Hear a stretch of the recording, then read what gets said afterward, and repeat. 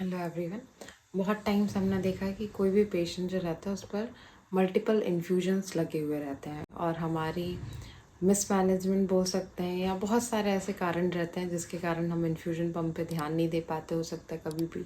Levelling नहीं हुई रहती है या शॉर्टेज ऑफ टाइम रहता है, शॉर्टेज ऑफ सोर्सेज रहता है, तो हम उस सिरिंज को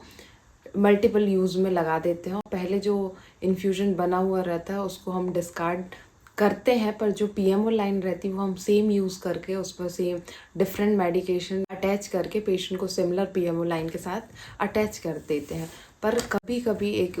बेसिक थिंग जो हमको याद करने की ज़रूरत है वो ये है कि यदि पेशेंट को हम कोई भी मेडिकेशन एडमिनिस्टर कर रहे हैं और पीएमओ लाइन में गलती से पेशेंट को एड्रेनलिन भी चल रहा है और नॉर एड्रेनलिन भी चल रहा है और पीएमओ लाइन में कुछ फ्लूइड जो है वो बचा हुआ है, तो अगर एड्रेनलिन पेशेंट के पीएमओ लाइन में है और वो फ्लश्ड हो जाता है पेशेंट की बॉडी में, तो सडनली पेशेंट को टैकीकार्डिया हो जाएगा। वहीं पर अगर नॉर एड्रेनलिन पेशेंट के पीएमओ लाइन में है और वो फ्लश्ड हो जाएगा पेशेंट की बॉडी में, तो उसको ब्रेडीकार्डिया हो जाएगा। तो हमको इम्पॉर्टेंट है ये पॉइंट कि हम याद रखें कि जब भी हम कोई मेडिकेशन एडमिनिस्टर कर रहे हैं उससे पहले या तो हम फ्रेश पीएमओ लाइन का यूज़ करें, और यदि हम सिमिलर पीएमओ लाइन का यूज़ कर रहे हैं जो कि गलत है तो उसको प्रॉपरली हम फ्लश करें। क्योंकि अगर